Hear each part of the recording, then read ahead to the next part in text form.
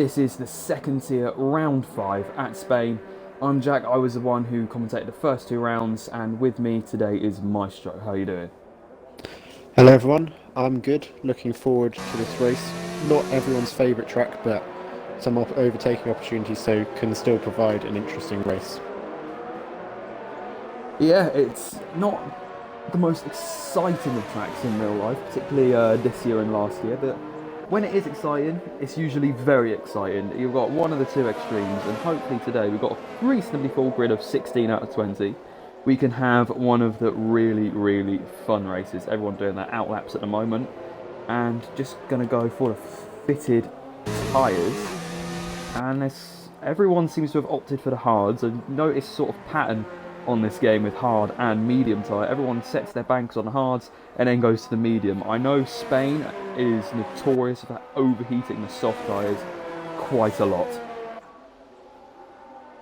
Yeah, I think it's a one-shot qualifying this week basically, so everyone will do warm-ups on the hards at the start of the session and then put on the mediums at the end and go for their laps. So there's a lot of pressure on the drivers, giving themselves only one or maybe two chances if they fuel the car up. So it's all about getting the lap in when it matters at the end. So maybe potentially a mixed up grid. Yeah, indeed. York at the moment is leading the championship in the McLaren, so he's going to be the main one to look out for. Coming on board with John MH2002 in the other McLaren, I think he's going to be the first one to set a flying lap.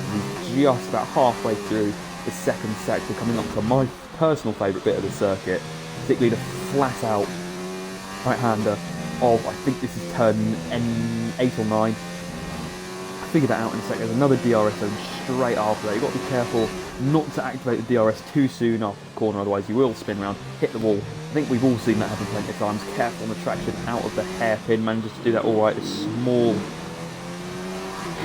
Sorry for that, I live next to a busy road.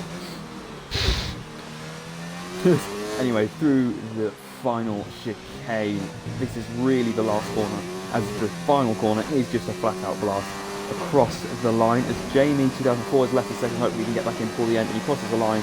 Slowest in time so far by around 6/10, so we can definitely make up a bit more time as VSR overkills, and the Red Bull currently has the fastest time, and Mr. Pigeon Munch as well in the Renault goes third fastest after him.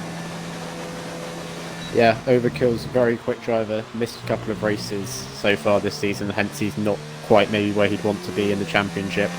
He won the championship last season, won the championship 2 seasons ago, so he's definitely one to watch out for today, and he's set the benchmark early with admittedly a pretty meaningless time on the hard tyres, but it is 2/10 quicker than anyone else at the moment, as the lap times continue to filter in, but nothing too impressive at the moment.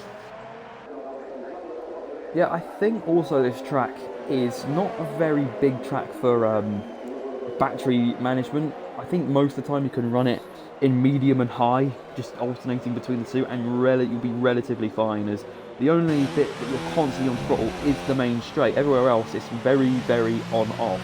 As Aaron Dazzler puts together so far a pretty solid lap on the hards. Yes, this is his first lap out.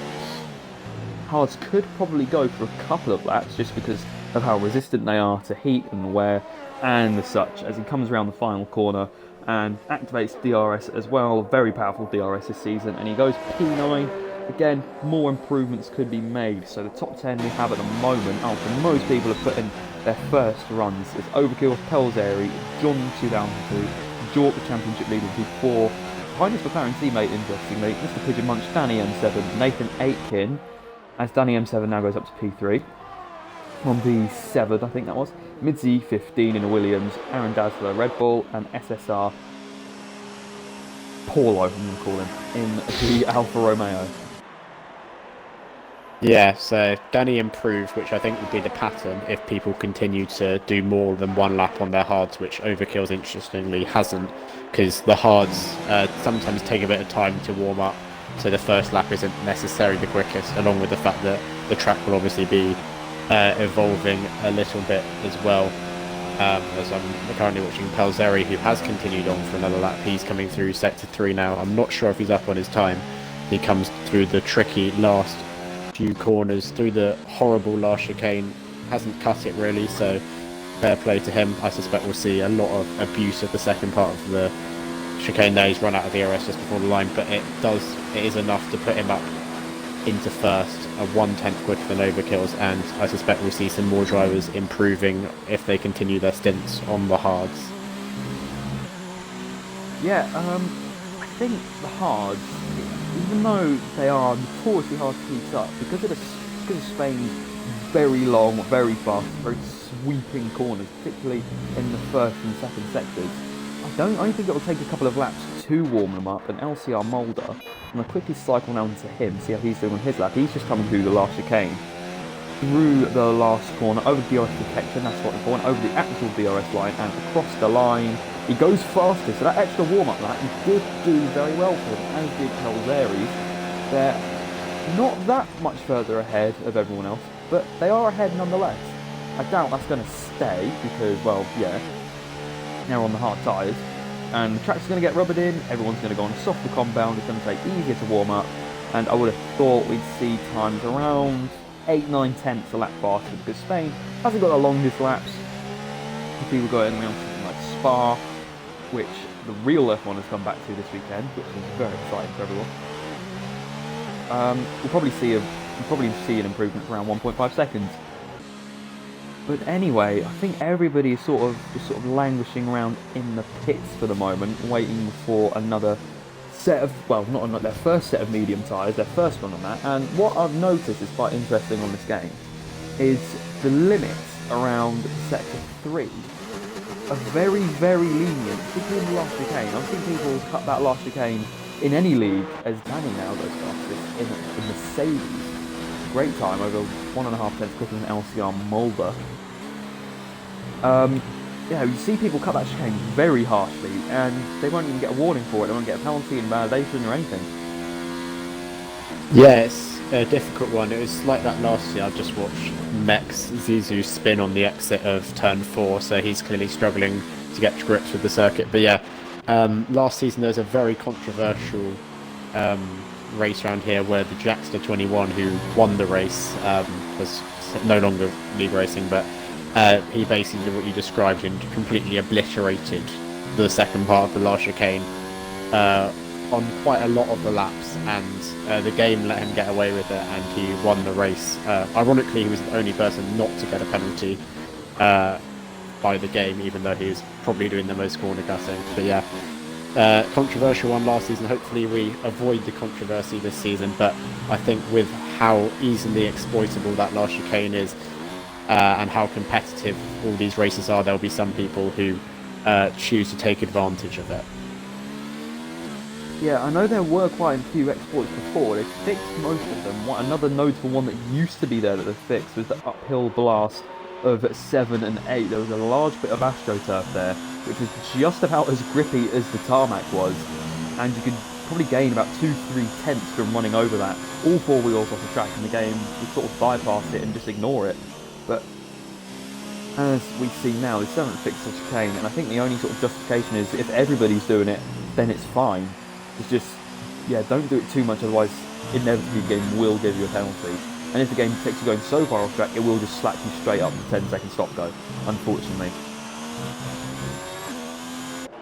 Yeah, it's got Jork coming through sector 3 now. He's only done 1 lap on his hards at the moment. I think he's on a hot lap. He's negotiated it very cleanly, as Jork does, not often one to corner cut and get penalties. He comes round the final corner now. Will it be an improvement on his 9th place? And yes, he jumps up to second with an 18.6, only 300ths off Danny's time and 2 tenths quicker than anyone else. So Jork and Danny looking like the early pace setters, but obviously that can all change when they get the mediums on and it comes down to bottle at the end of the session, as there's a Sauber off the track on the exit of turn 2.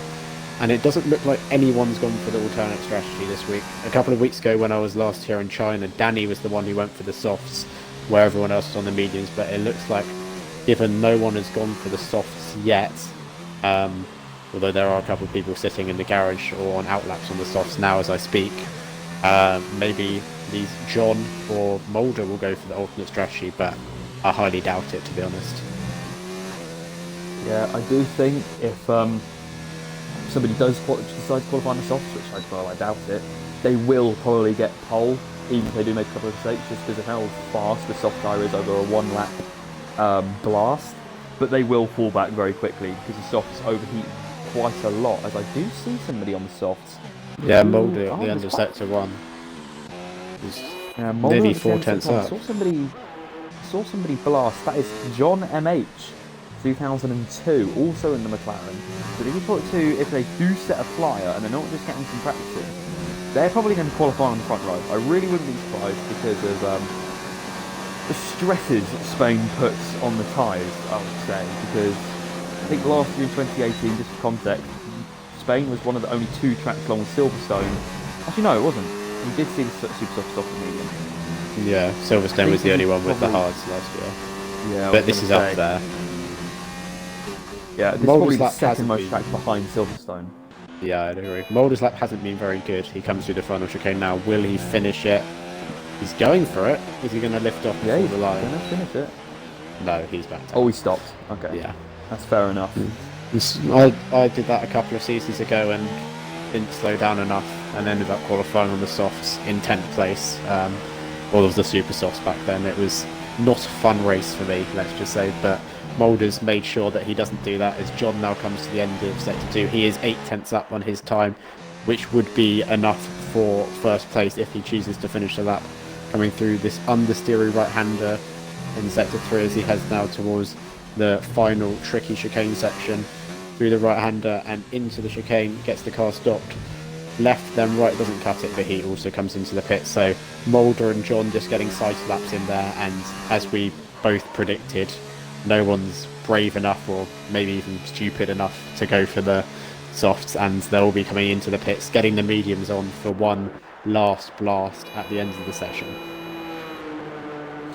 Yeah, I think these medium times will be the fastest we see of anyone. While we weren't looking, Nathan Aitken in the Ferrari got to P3, so that's a good effort from him. Hopefully we can keep that momentum up in his second run on the medium tyres and qualify at least in the top half of the field.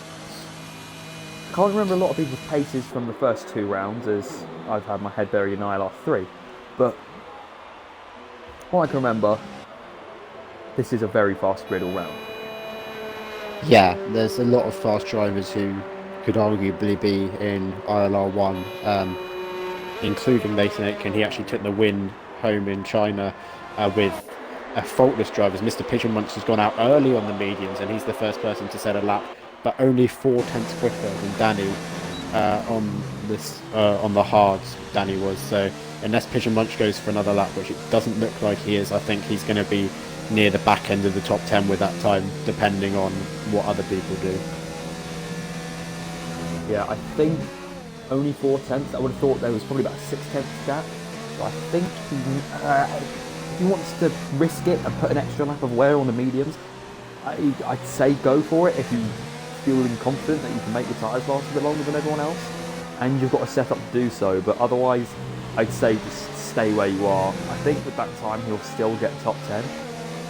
It just depends how confident everybody else is with their mediums, but from what I've seen so far, everyone's quite confident with the hards, even if they do take a couple of laps to warm up. Yeah, Pigeon Munch did back out of that lap, but he might be having one cool down lap and then going for another hot lap. It'll be interesting to see if he comes into the pits, and I'm not sure who the first person is apart from Pigeon Munch. João Paulo, maybe he's coming through the last chicane now. So we can ride on board with him. So I'll stay off board for this one. Alright. Yeah, he's from Brazil, so he's had connection issues in the previous 2 races. He's looking alright for me as he heads down towards turn 1 now. Yeah, it's a bit jittery, but we can still see where the car's being placed. That was a bit shaky over turn 2. I think that was just a bit too much throttle application, but apart from that, that was a really solid first 3 corners. Turn 4, there's a big opportunity for both understeer and oversteer. I think the apex has really been pushed up against the track in this game, as you really feel like you can't run as wide as you could in the previous games. Goes through turn 5, nicely done. Through turn, a little bit of on the AstroTurf. This is the uphill stretch I was talking about, turn 7 and 8. Extends again a little bit. I wouldn't be surprised if this is invalidation, but regardless, he's still going to stick with it. Opens the DRS over the very bumpy curbs, over turn 9, turn 10. Careful not to lock up into the left-hand hairpin. It's a very tricky traction zone after this. I've seen quite a few people fly onto the Fly Emirates sign or the Santander sign. I'm not sure what it says on it nowadays, but through probably the tightest, trickiest section, Monaco-esque section of the track. Careful not to hit the curbs too hard on either side, left or right tyres, and the flat-out blast to finish line, opening the DRS. And where is he going to place? He's going to go fastest by 19 thousandths of a second. It's 20 thousandths of a second on my screen, but Pigeon Munch has gone again, and he puts an 18.0, and that's more like it. And I think he'll be very happy with that. But he has now done 3 laps, or maybe 4, I don't know, on the tyres as Ginger Ninja goes third with a 0.3. I'm not sure he'll be next across the line, Palzeri by the looks of things, but no, he backed out of that lap. So Pigeon Munch can be happier with that, but he has to now bear in mind that he'll be starting on very worn tyres. I think Jork is going to be the next one to cross the line, and he goes only P4. So I think he'll have to go. No, he's not going to be able to go again. He's backed off, and there's only 25 seconds left in the session, so that's going to be maximum P4 for the McLaren. Aaron Dazzler goes P5 in the Red Bull. Going to go looking for Danny now. He goes fastest with an 18 flat 600ths ahead of the Renault of Pigeon Munch. Sorry, Nathan Aiken now goes P3. He's managed to carry over that momentum from his hard run that he had. As I don't think many other people have set lap VSR overkills is coming through the last sector. There's a Toro Rosso in front of him of, I think that's Mex, and he's not going to finish his lap. He's going to finish down in P13 maximum. Activates DRS for the Red Bull, and he goes fastest by 0.3 of a second. What a lap. The only person into the 1:17s. And I've commentated Curse Palzeri because he's just spun. So he's currently 10th, and that would be the best he can hope for. Because this is not going to be an improvement whatsoever. I think John in the other McLaren is still on a lap. He's just coming through the long right-hander through sector 3. I think he's going to be the last one to finish a lap. Can he finish ahead of his McLaren teammate? He's only in P7 at the moment, but Jork's trend is he's not amazing in the qualifying, but he always makes up for it in the race. He activates DRS along the main straight, and where's the other McLaren going to go? P8 behind his McLaren teammate. Don't think anybody else is on a lap anymore. Smasher maybe? Across the grass in sector 3, so that would be a no then.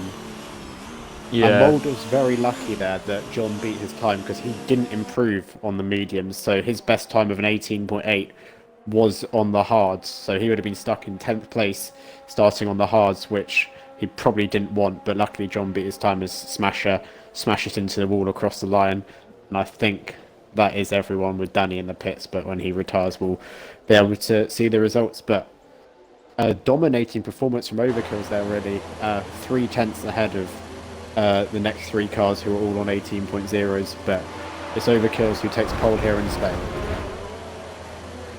That was times were coming down really quickly in that session. You seem to really see that with this game compared to the last game. A lot of time in the last game, somebody would just set an absolute banger right at the beginning of the session, and then that was the last you saw that. Order is VSR Overkills gets pole position in the Red Bull. And it's Danny M7, Mr. Pigeon Munch, Nathan Aitken, João Paulo, Ginger Ninja, Jork, John 2002, Aaron Dazzler, and Jamie are your top 10. And they're all going to start on the mediums as well, which is interesting.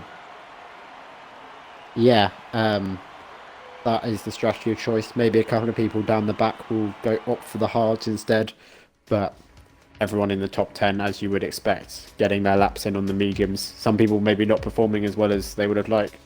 Jork, I suspect, will be disappointed with 7th as the championship leader, but luckily for him, the second place man, Mulder, is 11th. So his immediate championship rivals have managed to perform even worse than he did. So maybe it'll be someone coming from further back in the championship today to move up and make some gains by winning the race. But 33-lap race, anything can happen. You can win from anywhere pretty much if things go your way and you have the pace. So it'll be interesting to see how this one plays out. It's looking like a dry race. No rain today, but obviously we don't know that. It could start raining later in the race, but the start is well and truly dry. And by the looks of this picture of the pit lane I'm looking at, it's looking pretty sunny. Yeah, as we wait for everybody to sort out their cars, sort out their strategies for the race. And I can't actually remember the last time we saw a wet Spain race in real life, as the session is about to start in a couple of seconds. 33 laps of the Spanish Grand Prix, and we're going to get underway for the formation lap as the Red Bull starts on pole. So it's just going to be interesting to see what the last 6 also have their tyres as. A lot of hards. And yeah, 4 top runners and a back 2 on mediums. They're obviously looking to get past the 4 in front of them and maybe start challenging for the last points positions. And just how league racing goes, we've got to see a couple of DNFs as well. I'm not saying that's just because these guys are reckless, but that is league racing. You will see at least one DNF. I don't think I've ever seen a league race where everybody's finished. We had some close ones. China early this season, we only had one DNF, and that was actually a disconnect, not a DNF. But Spain, people are more likely to crash. I DNF'd in both seasons that I raced around here, the previous 2 seasons, so I would definitely expect to see some today. And going on to wet race at Spain, the only one I can remember was 1996. Schumacher won that, and there's about 7 finishes, but there might have been one since, but not off the top of my head. But we're heading towards the end of the formation lap. Overkill will be looking to back up the field to maintain as much tyre temperature as possible as they come through the final chicane very shortly to head onto the grid. Yes, so how good is the Red Bull start going to be compared to Mercedes? It's got the longest run down to turn 1 of the whole season, so the start is probably the most important. The top 2 are really going to have to watch out for what's behind them at the same time. So the slipstream effect. And it's not a very wide track either compared to some, so it's got a long run but not a very narrow track. You probably get 3 wide at the maximum. It's quite a tight grid, it's backing them up quite nicely. He's not going to be waiting that long on the grid. So I'd appreciate a better camera angle than this. Yeah, I can't get a good one either. Oh no. We're watching from the back of the grid, I guess, then. Well, we're watching from the back, so... oh, there we go. So, 5 lights on. There's only 3 on my screen. That's a good start from the Red Bull. He's already almost a car length with the Mercedes.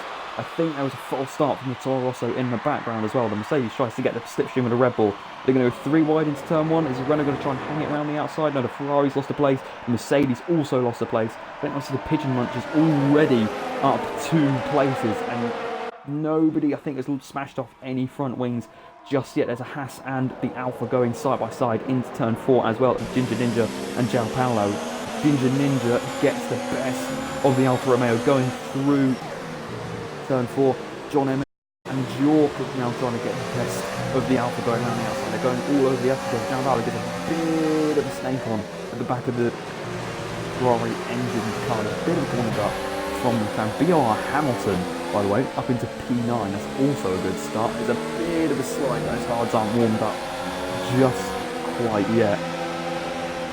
And very clean Dazzler start. Also going for a big dive bomb as well, and I think he's going to make it stick, but loses a bit of the front wing on the Racing Point in front of him. There was a bit of a Croftyism there. Front wing off Anyway, the was Dazzler. there any incident from what could you see? I was about to say it's a very clean start until you said that Dazzler had damaged his wing. He stays out though, no point pitting that one. I'm guessing he'll just live with it, but that's unfortunate for Dazzler. Dropped a couple of places off the start, and in trying to make them back, he's got damaged. But I think everyone else got through very cleanly. Good stuff from the drivers. Good start from Pigeon Munch also, who's now all over the back of Overkill's already. Maybe looking to stick with him and then wait for the DRS, which will be activated or enabled rather next time round. Yeah, I think the field will probably spread out quite quickly because of the dirty air. People aren't going to be able to stick behind other cars for that long at all without their car overheating and just getting really hot and bothered. That is two cars very close together. Haas having a very good start against Ninja. Just see all of the position changes, see how everybody starts has gone. BR Hamilton had the best start out of everybody, up 3. Smasher also went up 2. I think the Toro Rosso that didn't get away was Mex Zizou down at the back. Yeah, he's miles behind. He's around 4 seconds behind Midzi in the Williams.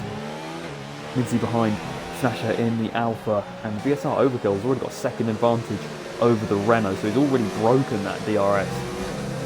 If he keeps it together and keeps his pace up, he'll be gone in no time. Yeah, the gaps are looking a bit temperamental for me. Pigeon Munch is still in a second. It says 6/10 at the moment, but I don't think that's true, as Overkills does the fastest lap in the race, and he is looking to run this one from the front, clear the other cars early, and then he'll just manage the tyres. Sebastian Vettel S-drive from back in the days, as Smasher moves up past Mulder. Oh, they're side by side into turn turn 1. Point. That was a bit hairy, as there's also a Toro Rosso and an Alfa Romeo going side by side. Smasher's having a go at LCR Mulder in the Toro Rosso. Mulder on the harder compound of tyres. Smasher trying to take advantage of that by trying to go clean around the outside of the Ferrari engine car, and he's just managed to try to get the switch back, and he's made it stick around the outside of turn 5. Mulder's got a much better drive out of turn 5. They're still side by side through turn 6. Smasher's going to have to try and hang it around the outside of turn 7.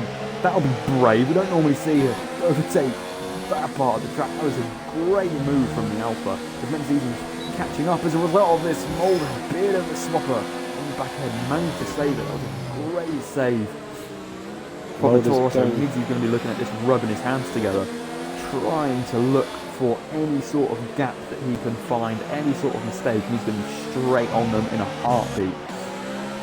Mulder going backwards, hard tyre strategy, not working for him, unfortunately, as Overkills pumps in the fastest lap again. Aaron Dazzler also lost 2 places into turn 1 on that lap, as now Palzeri in 11th has got a run on Jamie in 10th, and that's a done deal very early on in the straight. I don't know if Jamie had a poor exit off the last corner or if he's just let Palzeri, his former teammate from 2 seasons ago, through there, as Smasher and Mulder going at it once again for 13th place, as Mulder's now around the outside of turn 3.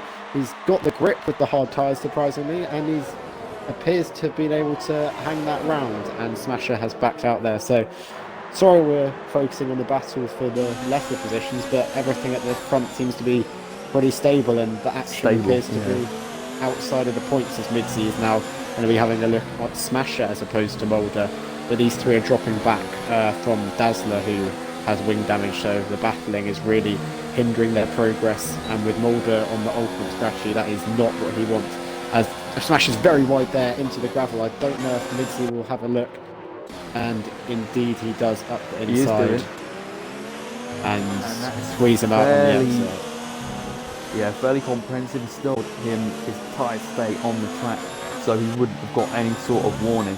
But I was actually on board with Jamie when Palzeri managed to get past him. He got a very, very bad exit. He went a bit deep and slid across the AstroTurf through what is basically the last corner.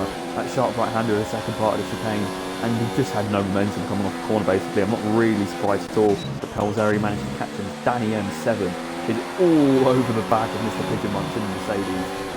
I think he's going to have to try and wait for one of the DRS zones. There's not really any overtaking Jamie areas spun. other than that. Oh, Jamie is round. He got hit by the Sauber on the way through. Who was that with? Well, he was going side by side with Dazzler, I think, and he dropped it, and then he got clipped by the Toro Rosso, and then smashed into by. We have a virtual safety car as a result of that, by the Sauber of Smasher, who I imagine will have front wing damages. Mekzizu has a penalty drive-through for speeding under the virtual safety car. As if we can get. I can't actually.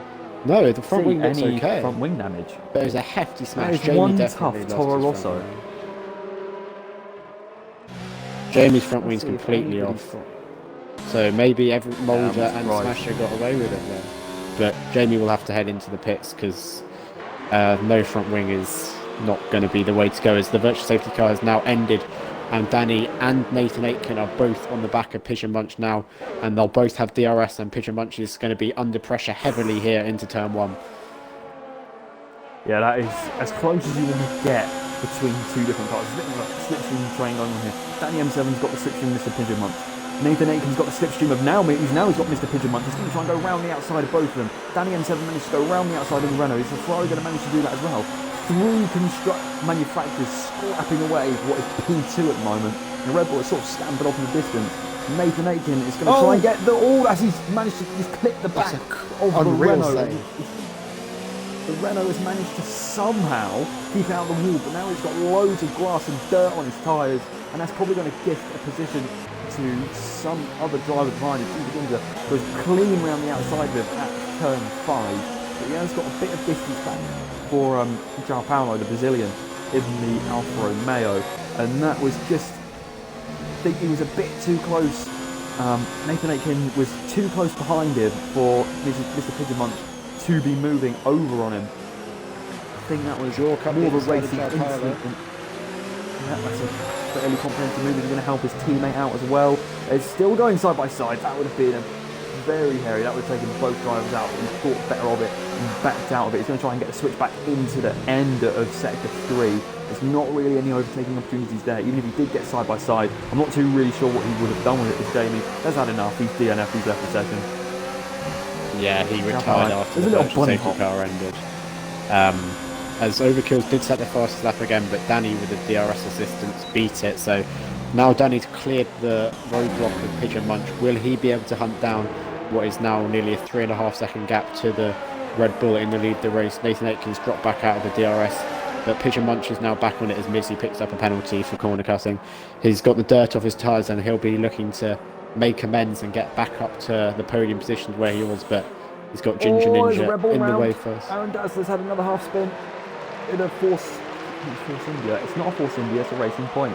A Racing Point and a Red Bull were going side by side through turn 4. I think the Force, it's not a Force India, it's a Racing Point. A Racing Point just squeezed him a bit too much onto the curb. And he's unfortunately went into another half spin, but he's still going, he's still pushing, he's still going to recover from this. He's still in P12, he's still got a decent shout of some points. It's only a couple of seconds John away up the inside from João Paulo holds it around the outside. Oh no! I don't. Ooh. Yeah, John's he is going actually to try and go clean around the outside, and the Alpha's gone into a spin, and he blocks Pelzeri. And what on earth has happened there? Yeah, I wouldn't be surprised if Pelzeri's got quite a. Again, it doesn't seem like he's got any wing damage. His wing looks okay. Turned on in this lobby. Yeah, because Jamie's front wing came off. That is true. That must be on. I'm not too sure what's going on with the wings today, to be honest. But anyway, Pelzeri's managed to carry on without any major damage. And João Paulo pits, and Zuzu also pits, presumably to do his drive-through for speeding under the virtual safety car. Yeah, that was a very laggy collision. Well, on my screen at least, João Paulo changing the front wing. I'm not sure who benefited out of that. BR Hamilton up to 8th and Mulder up to 9th, with Pelzeri down to 10th, I think. I didn't quite catch it due to the lag that was going on, but the João Paulo train is now the John train, and he has an angry group of cars behind him who'll be trying to make their moves up and get further up into the points. Yeah, there's a train of, I think, I just counted 6 cars. You've got John, BOR Hamilton, LCR Mulder, Pelzeri, Aaron Dazzler, and Smash F1 all behind him, with Midzi also lurking in the background after he had a battle with some Alpha earlier on in the race. He hasn't managed to switch on his pace all that much just yet, but I'm confident he will do later on in the race, as I don't think John is nowhere near any DRS from his teammate in front. So I think BOR Hamilton is going to have a very good run at him, as John has got the slipstream of nobody. LCR Mulder, I don't think, is going to get a run at the Racing Point. The Racing Point is going to have to pick a way to go. He goes to the outside.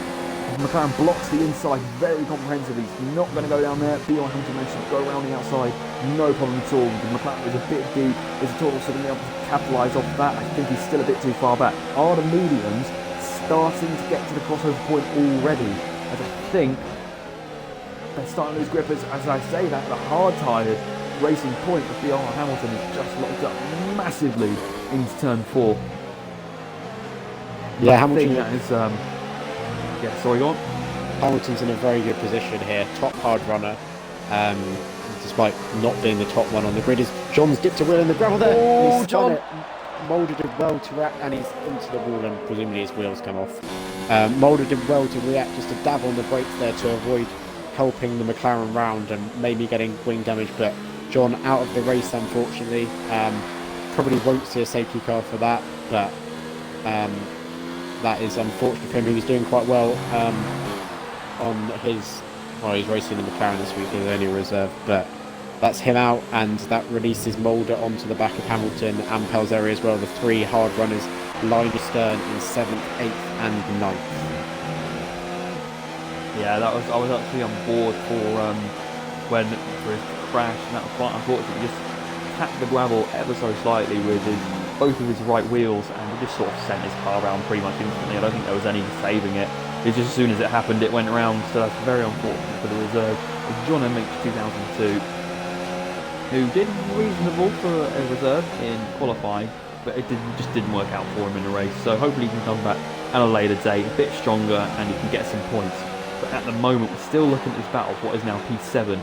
BR Hamilton locks up his front again. LCR Mulder also on the hard tyres. It just looks, although he's managing them a bit better, same with Pelzeri. Aaron Dassler on the medium tyres behind. He's going to be looking on at this battle, rubbing his hands together, hoping that these three really get stuck into each other, as I think Mulder has got DRS on BR Hamilton. I don't think he's close enough at the moment unless he sends a Danny Rick-esque dive bomb on the racing point, which I don't think is going to happen. But BR Hamilton, his fronts, it just seems like he hasn't got as much grip over them as much as the Toro Rosso or the Williams, and Toro Rosso and Williams are behind him, so they're in the dirty air. Maybe, oh my god, Mulder that's a big cut. Annihilated the last chicane. Maybe Hamilton's running less front wing, as Mr. Pigeon Munch is the first person to blink and pit for what I assume will be a set of hards. He was stuck behind Ginger Ninja, so maybe this is a look to go for the undercut, but if Ginger Ninja reacts quickly and pits on the next lap, I don't think Pigeon Munch will be able to make it work due to the fact the hards take so long to warm up. But if Ginger Ninja leaves it a couple of laps, then maybe Pigeon Munch will be able to make this work. Meanwhile, João Paulo got past Max Zizou for 13th. He's put on the soft tyres, presumably just going for the fastest lap, which he'll probably set now. Indeed he does. But yeah, Mulder destroyed the last chicane whilst I was commentating on Pigeon Munch pitting, and did get past Hamilton on that straight. But yeah, that's something to watch out for if he continues to do that, because everyone else I've been watching has been keeping it pretty clean.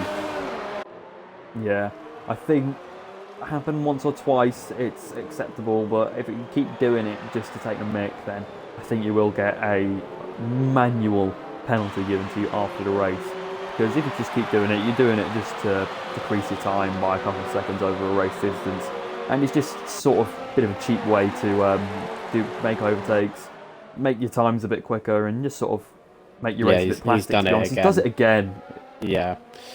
Hello, stewards. Yeah, no one else has pit, so this is what Pigeon Munch would have wanted, a couple of laps to warm up his hard tyres, and he should be looking to undercut Ginger Ninja whenever he does decide to come into the pits. And that is assuming that Pigeon Munch can make the tyres last all the way to the end, because I have seen plenty of punctures around this track in the past, and with that early pit stop lap, I think the end of lap 10 it's not inconceivable that Pigeon Munch will be running it quite tight with the tyre wear at the end of the race.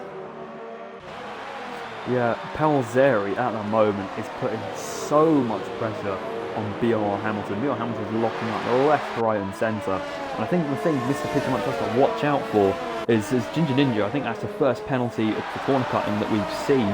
Lidsley has one as well. So he's just going to have to yeah, they're just going to have to watch themselves a bit, as this is a sort of time in the race where they are going to start popping up. But Mr. Pigeon Munch is going to look that he doesn't catch the back of the pack up as people are still coming into the pits, because if he catches the back of the pack up, you can guarantee that he's going to lose time to Ginger Ninja, who is currently battling. Even if Ginger Ninja does pit and comes out behind him, he's going to have to start attacking and defending at the same time, which anybody who's played an F1 game is extremely difficult to do. And I think BR Hamilton just did a massive cut of the chicane as well. Yeah, Mulder did it again as well, as Dazzler now comes into the pits. We think he has wing damage from that one, so I'm not surprised he's come in early, but if he's got damage and it's only coming lap 12, he must think that's the earliest possible point, as they're not changing the wing, so maybe he didn't have damage. But yeah, he's the second person to pit for a set of hards. He'll come out in 12th, but all of the other top runners stayed out, so Mr. Pigeon Munch will be licking his lips here, if pigeons have lips, and he'll be looking to get the jump on Ginger Ninja up into 4th place, as Jork is being ever frustrated behind the Haas because he cannot get past.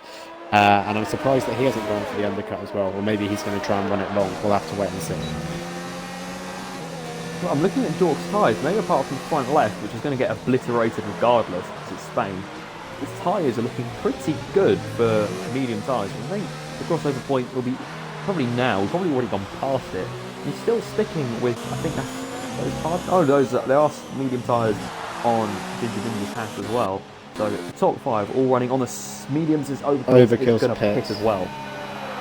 Mulder destroys the final chicane again, as does BR Hamilton. Danny M7 stays out. Jork stays out, as I said, as you agreed, his tyres weren't looking that bad. But all of the other medium runners are in the pits for a set of hards, and we have to watch Ginger Ninja to see where he comes out in relation to Mr. Pigeon Munch. BR Hamilton and the Pelzeri into turn 1. That was close. I think it was a bit too far back. He locked up his right front again, and that's a big moment for the Racing Point. He's into the gravel on the outside of turn 3. Got a big tank slapper going through turn 2. So you have to watch it as he comes back on the track as VSR Overkills goes past, Mitzi goes past. Mitzi has been jumped by VSR Overkills. Mitzi hasn't pitted yet. That's the race leader he's in front. He's going to pit for mediums, probably around lap 20, I would have thought. Yeah, and Pigeon Munch did get the jump on Ginger Ninja. That undercut worked out perfectly for him, and we now have to see if Jork can, and well, Danny was too far back on Overkills, whether Jork can do the overcut on one or both of the Haas and the Renault.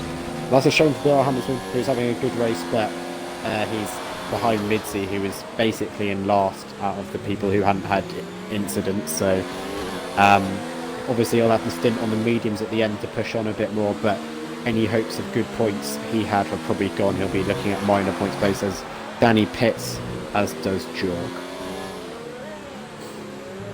Yes, I think that is it for the soft tyres. I can't really see them going any longer through this race. VSR Overkill's already, you can see the difference in wear rates and how much race is taking its toll on them. Lindsay's tyres on the Williams is, I think the only thing that's keeping him relatively in touch is the DRS is getting twice a lap. Yeah, double dose at every lap. And the main straight DRS is probably way over kilometre along. The main straight is much longer than some people realise. And I don't think BR Hamilton has managed to have a real go at Midzi just yet. Because I think these two are battling for race position now. Yeah, they are. They're battling for what will be 11th and 12th, I think, so just outside the points. Mulder did pick up a penalty a couple of corners ago, which I guess is karma for what he's been doing to the last chicane. And Nathan Aitken is now very close to Danny M7 after he attempted the undercut. And as Danny attempts to warm up his tyres, the Ferrari could have an opportunity on the pit straight. Jork, however, was less successful and has come out behind both Pigeon Munch and Ginger Ninja, who are continuing their three-way battle for what will be 4th place, I think, when everyone makes their pit stops. Yeah, Danny M7 and Nathan Aitken. People need to stop obliterating that last chicane. I think just saw Nathan Aitken do it as well. Yeah. Anyway, these guys are battling for what is a net P2. There's a lot of people in front of them, including LCR Mulder, Pelzeri, Midzi and BR Hamilton haven't pitted yet.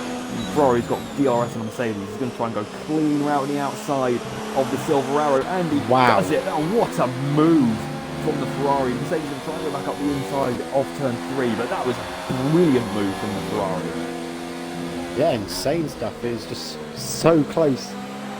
Maybe slight rubbing of side pods, but no major contact. And to hang it around the outside of turn 1 is not an easy thing to do. We've seen Hamilton and Vettel attempts on each other a couple of times in 2017 and 18, and it always ended up with one of them going across the runoff area. So for Nathan Aitken to be able to pull off that move, that is seriously impressive.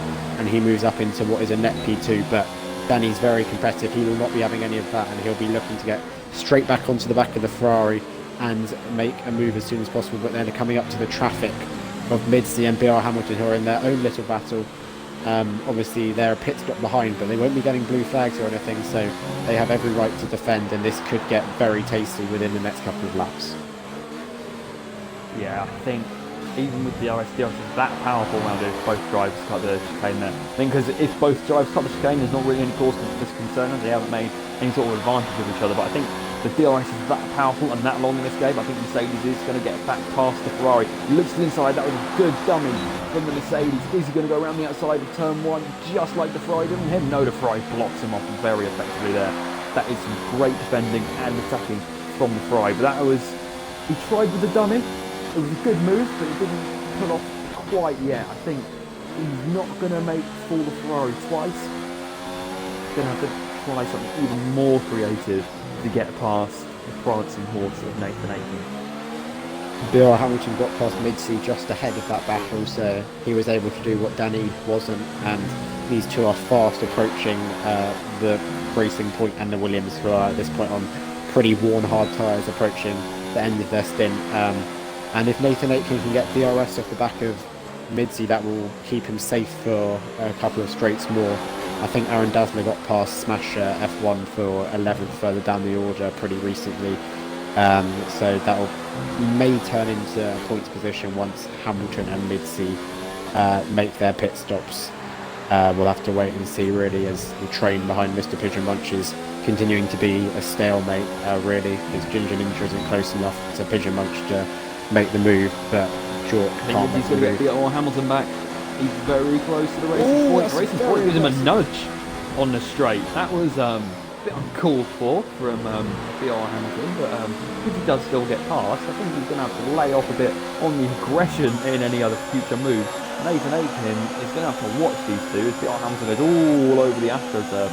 Will BR Hamilton also be wise to not fight this battle with the Ferrari and sort of wave him through, as Mercedes is also right behind him. Nathan Aitken is going to be wanting to get on with this as he sends it into turn 5. Racing Point's not giving him much room at all, but he manages to stay pointing in the right direction. He's going to go up the inside of turn 7. I don't think Racing Point has got any cause to fight that any longer, although he's sticking to him like glue through turn 7. And now Nathan Aitken is going to try and get up to the Williams of Midsi 15. Big tank clapper for the Mercedes of Danny M7. Danny M7 also going to want to get past Racing Point as quickly as possible. Midsi 15 lets the Ferrari go through much easier than the Racing Point did, and now it's 2 cars between the Ferrari in a net P3 and the Ferrari in a net P2, sorry, and the Mercedes in a net P3. Nathan Aitken's done that extremely well. Extremely opportunistic move into turn 5 on BR Hamilton, got it done, and then on the DRS on Midsi as well. And he now has a 2-car buffer and is already starting to pull away, and this could be make or break for 2nd and 3rd in this race, because Danny may struggle to get past Hamilton here because he has DRS on the Williams, who has DRS on the Ferrari. Midsi closing down on Hamilton, but chooses not to go for it, and the positions remain the same. So now Nathan Aitken has a whole lap where there's not really many overtaking opportunities for Danny, as Ginger Ninja has got past Pigeon Munch. I was saying he wasn't close enough. He was close enough that time round, and he's made the move stick. And we'll now see if he can pull away, or if Pigeon Munch will stay stuck to the back of the Haas. As I think we'll go back to the battle for what is 4th on track and see what Danny can do, because Nathan Aitken isn't pulling away maybe as much as he would like. Yeah, I would have thought, I was wondering if Danny might be able to do something like Nathan Aitken did with his Ferrari on the lap 4, but he wasn't able to dive up into any opportunistic corners like turn 4 or turn 5, like we saw Danny Kvyat do an amazing move around the outside of Kimi Räikkönen earlier on in the year. That was probably one of my favourite moves of the year so far from the Toro Rosso. Mercedes, these guys are pits aren't overtaking him as quickly as they like, and they're not getting away from them as quickly as they like either. So there's a bit of a stalemate being caused by these 2 cars that haven't pitted yet, and that is a Hamilton big now cut pits from the Racing Point, but it doesn't really matter because he's just pitted. So we'll really let that one slide. So there's a 1-car buffer. Calzari's come out as Nathan Aitken. What's he doing? He's not letting Midsi through, is he? No.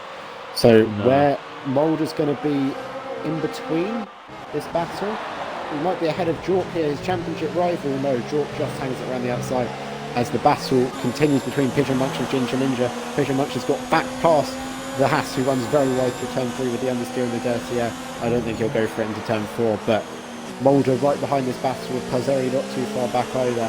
And they're on the faster medium compound tyres, so he should be looking to make quick work of these 3 and move up into what will be a net P4. And then Danny's only 4 seconds ahead of Pigeon Munch, so the ultimate strategy could work out very well for Mulder and Pazzeri here, whereas Midzi and BR Hamilton will be a bit further back as Mulder cuts turn 9 quite a lot there. I don't think he'll be able to make him. Oh no, he's looking pretty aggressive. When he goes very close. Turn 10, that's too late. He sends a dive bomb. That is. I don't think that's okay. He's going sideways to the corner. On the track. I don't think McLaren lost any front wing. It was very opportunistic. I don't think there was any contact. I think the McLaren just left enough room for the Toro Rossos to get through.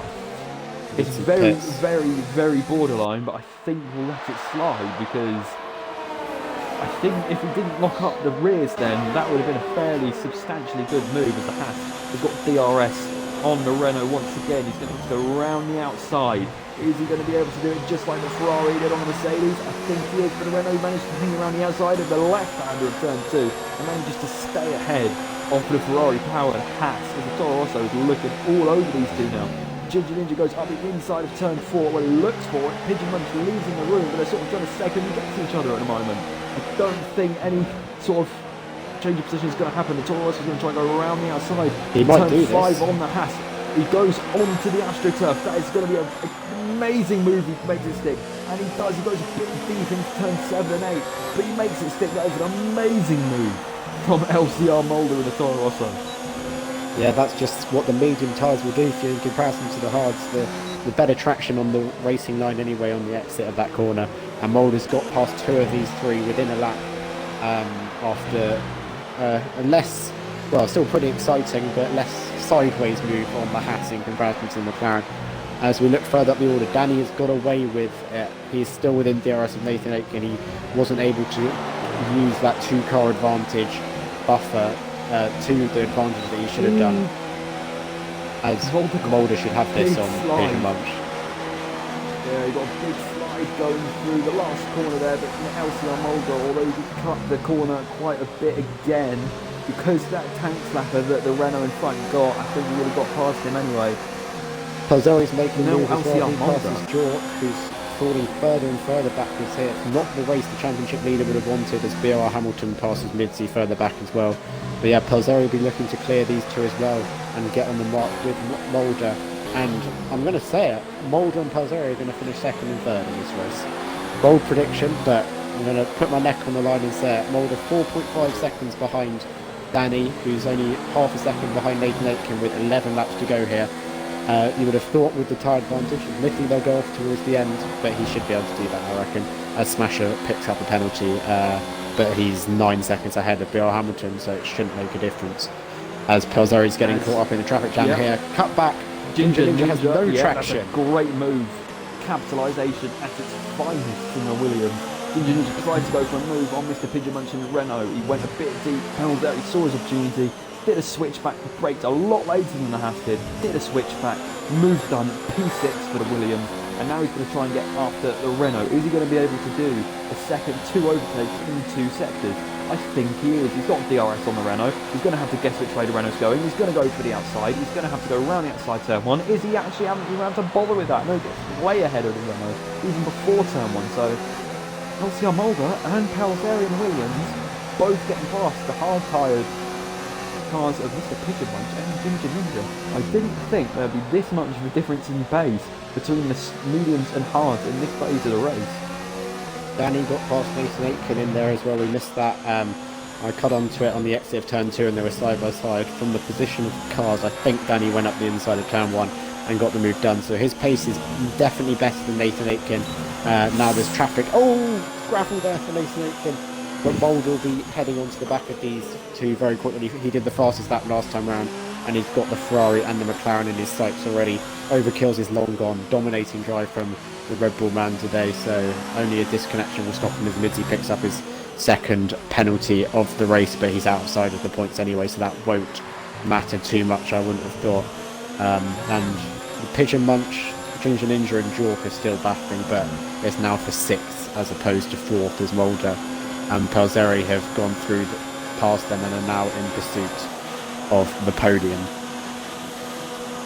LCR Mulder he was briefly 2.9 seconds behind the Ferrari in front. I think he only dropped back a bit because the Ferrari had DRS on the Mercedes in front, so he's currently gaining by around a second a lap, which is substantial. I think is a bit of a underused term for how much he's catching up by. But these two are probably going to be, they got to scrap as little as possible, otherwise they're both at risk of losing a podium, as the Toro Rosso and the Williams have both got extremely fast pace. The Toro Rosso and the Williams were right next to each other at one point. They only got separated by the Renault and the Haas behind when they both had to do 2 individual moves on both of them. They never, not one move managed to solidify it for the both of them. So that's hard but solid work by both the Toro Rosso and the Williams. Yeah, as BR Hamilton puts a venti. What you're saying about not battling is very important. Obviously they're not near each other on track, but BR Hamilton and Mitzi are having a great battle over what is 11th, which is not what they should be doing. They should be working together to try and catch what is a pretty sizable gap in order for one of them to be able to sneak a point here, but I think the gap is too large now and they've been battling too much, so I think it'll be 11th and 12th for those two, as Mulder has the gap under 3 seconds, but he's not closing as much as he, but Nathan. No, but Mulder has a penalty as well, so Pelzeri is looking very good here, and obviously Danny doesn't have a penalty, so he's looking in a good position as well. But yes, penalties will often come into play as Mulder's disconnected. That is very unfortunate, and we'll have to see how quickly he can get in. I'll try and invite him back, but I don't know what level the AI is on, but if it takes him a lap or 2 to rejoin, well, his podium hopes are probably gone. Pelzeri's caught up to him already, and he may well end up behind the Pigeon Munch, Ginger Ninja and Jork train once again. Very unfortunate for the Toro Rosso, who's having a very good race here, but he's probably out of it unless he can rejoin very quickly. Yeah, it's not the first time I've seen somebody lose a podium in ILR. I saw somebody in ILR3 in China lose a podium because of a disconnect. I mean, his AI, because the AI was set high enough, the AI is still finished on the podium. It's just because he didn't finish 90% of the race, it didn't count as Pelzeri is going to be past him. And his AI pits. Oh no. Why? Well, that's well and truly game over for Mulder now. Yeah. I can't actually find him on my friends list to invite him back. But yeah, I'll be interested to see what tyres he puts on. Will he put on the softs with very little time left as Ginger Ninja gets past Pigeon Munch? This battle for what is now 5th continues, but no, he puts on another set of mediums. He's down in 10th, and it could well be no points for the Toro Rosso today. Very unfortunate. The AI continuing to, well, not show the intelligence part of its acronym. Yeah, I think if his AI actually stayed out, it probably would have been, his AI probably still could have finished quite high, but Mr. Pigeon Munch and Jork, I mean, absolute, not Jork, Mr. Pigeon Munch. Jork is still there though. All 3 of these guys are having an absolute scrap at the moment for what is, who wants 10 points, who wants 8 points, who wants 6 points. And if you want 10 points, you're going to have to work the hardest. So I can't invite Mulder back. So I think it's game over for him, as that does mean one of BR Hamilton or Midzi will get a point, and Midzi has more penalties and is now also out of DRS. So misfortune for Mulder, but everyone else benefits pretty much, and Pelzeri's pace may well not be good enough. Well, he only needs to gain 1.4 seconds for the podium because Nathan Aitken has a penalty. But I think Danny's pretty safe in second because Pelzeri's pace, which he showed in the original laps on these tyres, has not been able to be maintained, as Jork is going to have a look on Pigeon Munch into turn 1. He only has a half-hearted look, and Pigeon Munch fairly closes the door on him there, but this could get tasty. Ginger Ninja has a penalty, Pigeon Munch and Jork don't, as it stands. Yeah, I think that was just a sort of a scare tactic from Jork. I don't think he was anywhere near close enough to put a legitimate move on the Renault, as he does go for, does keep going, he does keep showing nose that I am here. He's just sort of trying to intimidate him into making some sort of mistake at the moment, make the Renault lock up, go a bit wide, he'll slip up the inside, and that'll be P6 very comfortably for the McLaren, as Nathan Aitken has really closed that gap back down again to the Mercedes in front. I think it went up to about 2 seconds at one point, but he's really bared down on that Mercedes again. As overkills at the moment, he's gone. He's 8 seconds ahead of anybody else, and that's BR Hamilton. I think he's done what John did. I think he did the same as John. As Mulder's just put in the chat that he had a screen freeze and then his Xbox crashed. Yeah, well, Hamilton's on the other side of the track in the wall through turn 7 and 8, but I imagine it's the same sort of thing. He's gone in the gravel and he's dropped it, and that's put him out of a points-paying position, which Midzi will now occupy to pick up what will be his second point of the season if he can stay there. Yeah, Nathan Aitken now only 3 tenths behind the Mercedes of Danny, although I think if the Ferrari does get past Danny, they'll have to make up another 3 seconds if he wants to actually finish second, because I don't think Danny, off the top of my head, has got any penalties. No, he doesn't, and Aitken has 1, so yeah. With only 5 laps to go to pass and gain 3 seconds on basically the same tyres, Nathan Aitken's tyres actually even a lap older, I don't think it's happening, so he has to hope Palzeri doesn't get within 3 seconds of him in order to maintain third, or hope that Danny picks up a penalty as well as he gets very close into turn 10. Speaking of picking up penalties, Dazzler has picked one up, but he's 4 seconds quick of Smasher, who also has a penalty, so I think 8th is pretty secure for the Red Bull driver. Yeah, I think Midzi in P10 is also going to get a point now after, well, Mulder disconnected and Hamilton is in DNF through the same point where John crashed, well, not exactly the same point, they were crashed on either side of the track, because Nathan Aitken has got DRS on the Mercedes. Again, he's trying to stand in that slipstream as much as possible. I don't think he's going to go for a move. Danny feels a need to defend the inside anyway. I think for Danny's race, it doesn't really make a difference. Yeah. Nathan Aitken got a good run through turn 1 and 2, but there's just nowhere to go on the exit there. Danny with a late defensive move, but it was fair enough in my opinion, and he'll just be looking to keep the position. Maybe when it gets a bit close to the finish, as Ginger Ninja picks up a second penalty, so that could now get interesting for Aaron Dazzler if he gets within 3 seconds, because that could give him what would be 7th. Yeah, if Danny gets comfortable as Mulder's AI's pit again, brilliant. Maybe he'll let Nathan Aitken through and just be able to take the position on penalties, unless he's close to a penalty himself, of course, in which case he'll probably want to keep him behind just in case.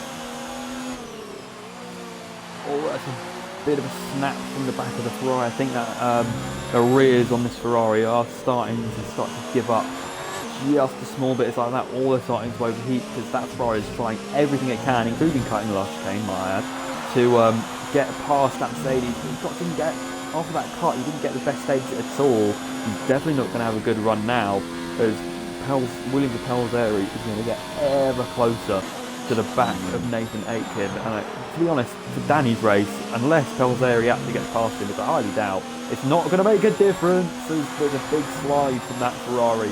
Yeah, those rears are really... Ginger Ninja going around the outside of Pigeon Monk through turn 1, and he's not pulled it off. We've seen this move so many times today, and Pigeon Munch holds the inside for turn 3 as these two are going at it once again, as Ginger Ninja's always run into the back of him on the run up to turn 4 there. Nowhere to go for the Haas, but these two, this battle is pretty academic, to be honest, because Ginger Ninja has penalties. As Danny does pick up a penalty, we've cursed him, and now Pelzeri needs to get a move on, because second place is well within his sights. Yeah, that's going to really open Pandora's box as far as Danny's race is concerned. All he really needs to do is keep it on the straight and narrow and not get any warnings or penalties. He hasn't done that, and, well, Nathan Aitken's fallen over a second behind the Mercedes, but more importantly, the Williams is now within 3 seconds. He's sort of fluctuating in and out at that 3 second mark. I've just checked the race director. Pelzeri's got a penalty on this lap, so they've all now got 1 penalty, so it doesn't mean anything. So we got very excited for a moment there, but Pelzeri also got a penalty on this lap, which we must have missed. So he is now 3.1 seconds behind Nathan Aitken, as opposed to 1/10 behind him if he didn't have a penalty. So second, well, Pelzeri's probably set on 4th, but can Nathan Aitken get past Danny, as they are now even on penalties?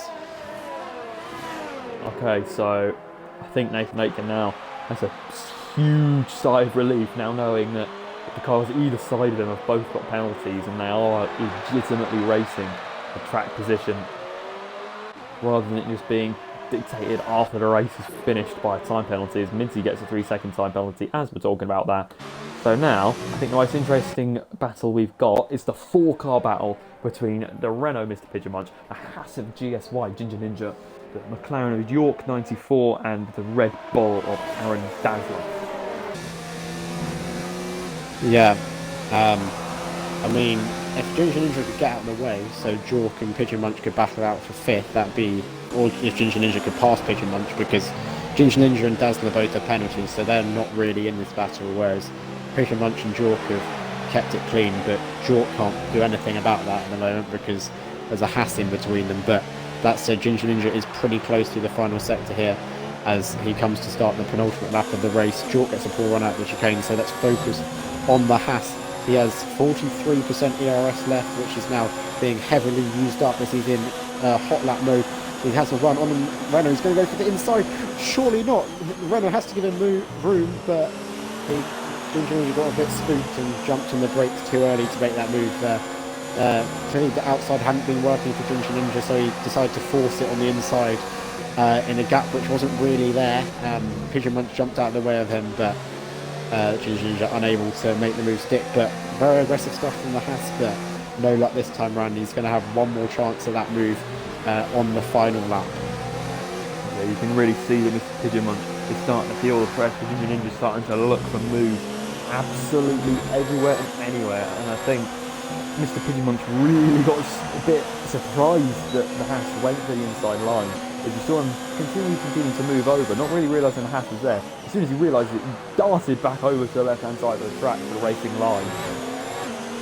Give the Haas room more than anything, so they didn't both crash on the second to last lap. As ILR Overkill has now started the last lap, might I add, as this is going to be the last chance. Danny is going to have, well, this last track Danny has to survive really, and I think it won't be that hard. He's too far back. Yeah, I think Pelzeri is also nothing doing for Aitken. Ginger Ninja going to have another attempt. Pigeon Munch making sure he can't go up the inside this time by firmly defending that one, as Aaron Dazzler gets past Jork as well. Ginger Ninja moves up to 5th easily in the end, and Aaron Dazzler moves up to 7th also pretty easily, but both those two are going to drop back due to their penalties. Maybe Pigeon Munch had become aware of that and just decided, based on his aggression on the previous lap, there's no point fighting it because I've got 10 points in the bag here if I just let him through, and I don't want to throw those away by ending up in the wall. Because I think he realised how uncomfortable the battle was getting after they almost collided on the lap before, after the Haas forcibly went up the inside. Oh my god. Nathan Aitken just T-boned Danny into turn 10. It was way too far back, just a desperation move. Luckily, where they both held it, but not the most impressive piece of driving from Nathan Aitken. But enough of that. Overkills is coming towards the line now, and he takes what I think is his first win of the season here in Spain. Congrats to him. Dominating drive here. It'll be Danny for 2nd and Nathan Aitken for 3rd across the line. And I think it's going to be GSY Juniors going to finish 5th on track, but I think Mr. Pigeon Munch is going to claim that 5th place as York goes up to P6 as well. So that's great battling from these fours alongside. Smasher gets P9. Midzi is probably going to cross the line for P10. I think he's got a couple penalties, but João Paulo's so far behind, I don't think that's going to matter in the end. As he's just João Paulo unlucky with the wing damage early on. But he'll be happy just to finish after disconnecting the past 2 weeks, and he comes across for 11th, and Mulder's AI didn't even let finish by itself. Yeah. Well, yeah, I've just checked. It was Overkill's first win of the season. Dominating drive for him. Some of the form we've seen in the last season, but great battles throughout the field. Shane Mulder disconnected because I'm sure he could have got in that podium battle as well, because Pelzeri was only 1.5 seconds behind at the end of the race. But congrats to Overkill's Danny and Nathan Aitken, Red Bull, Ferrari and Mercedes on the podium. That is a very familiar sight in real life, but not necessarily in league racing. Congrats to those three, and we'll be able to go through the results very shortly. And it actually looks like a relatively normal podium until you go to P4 and realise there's a Williams there, but never mind. But yeah, so your winner today, quite a few penalties in the end. I didn't think Spain was a track for penalties, but the final order is VSR Overkill's your winner, Danny M7, Nathan Aitken, your podium finishers. Then comes Finn of Palzeri, Mr. Pigeon Munch, Jork 94, Aaron Dazzler, GSY Ginger Ninja, Smasher F1, Nidzi 15, Jao Paolo, LCR Mulder, Mech Zizou, BOR Hamilton, John MH 2002, Jamie OC 2004. Last three didn't finish, of course. VSR Overkill has already joined the party. He's eager, and Danny's already joined the party. These guys are eager to get the post-race interviews on. We've just got to wait for Nathan Aitken now to join the party. Congrats, guys. Remember to include your audio and whatever. No, very exciting race that. Battles throughout the field, and a very entertaining one for us too. I'm glad we could get up a stream at the last minute. Yeah, so we may as well kick off the podium interviews, starting off with our winner, VSR Overkills, who I think probably had the most boring race of anybody through the field. How was that race for you? As you said, a little bit boring, but if I get rewarded with the win, then it doesn't matter. I've still got 25 points at the end of the day. Okay, so were you expecting to be, after you pulled out that gap and the two started battling behind you, were you expecting to be caught at any point in the race, or did you think, yeah, I've got this in the bag? Depended on where I came out in when I pitted, because if I came out in traffic and they helped me up, then they probably would have caught me. But you know, as soon as I came out in clean air, I thought, yeah, I just got to keep it on the track, and I'll finish in first. Okay, so well done to our winner for round 5 at Spain. On to P2, Cheers. The Mercedes of Danny M7. Had a bit of a heart attack at the end of that race, particularly when you got that 3-second time penalty. I think you were just sort of trying to be careful at the end there, trying to keep the Ferrari behind. So how was that race, and more importantly, that battle for you? Yeah, it was very enjoyable. I don't know. Well, I do know. I enjoyed it a lot. It's just a shame, I think, that me and Nathan were both in traffic at the start of the race and after our pit stops, because even though we were battling with each other, we were kind of similar pace with Overkills. I don't know if he was just kind of bringing it home in a way.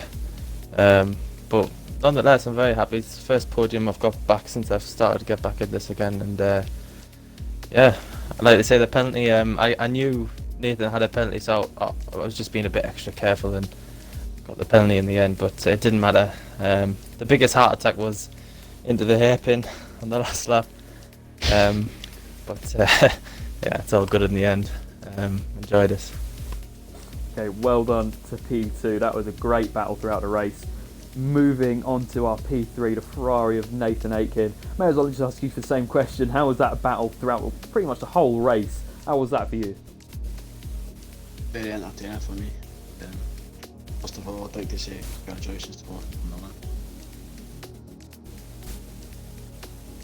But yeah, it was very good, but at the start it would have been a lot closer between the front three, but it's a race. Okay, so I think any drivers of the day for you, Maestro?